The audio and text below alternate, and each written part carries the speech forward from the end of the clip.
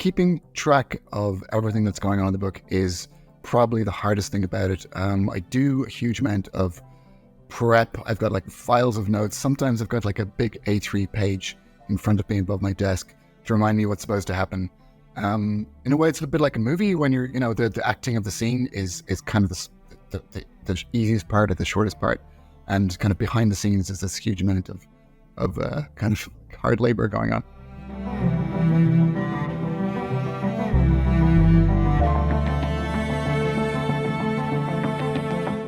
So Imelda's section is unpunctuated, and it just sort of happened like the rest of the book. It all kind of developed organically.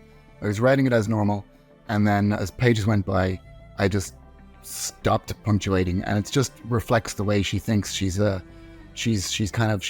a corner, and life's coming at her, and she's not able to kind of parse her thoughts or take the time to kind of break things down and understand them. She's kind of on the run the whole time, and the lack of punctuation reflects that.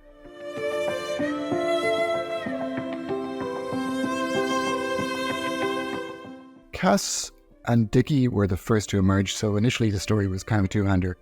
The easiest to write was probably Dickie, because he's the closest to me in age and probably in sensibility.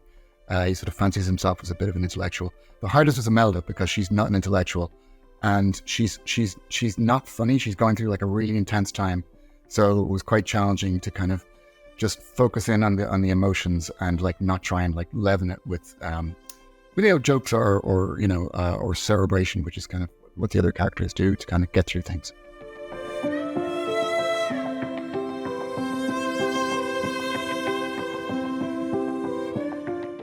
The ending was pretty much there from the start, and as I drew closer to writing it, I kind of started to wonder if it would be different or if I could mitigate it or change it. And the fact is that it couldn't. That was the ending that it had to be. I didn't really think too much about what readers would make of it. I think, when you're writing, it's best not to think about people looking over your shoulder. But it felt right. Like, it is a pretty intense ending, but it just felt like the ending the story had to have.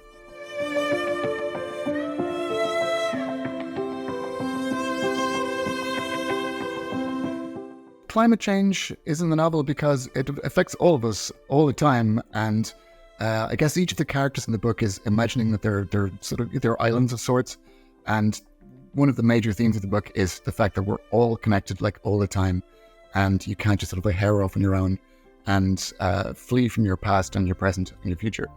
And our failure to deal with climate change kind of is about exactly that, just our failure to kind of understand that we're all sort of here on Earth together, and if we don't work together to try and address it, we're all equally doomed.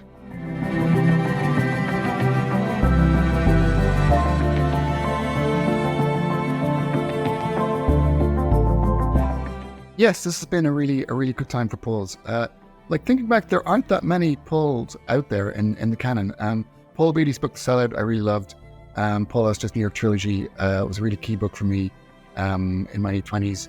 I'm going to bend the rules slightly and say this guy, Paul Celan, he's a German writer. He writes about the Holocaust.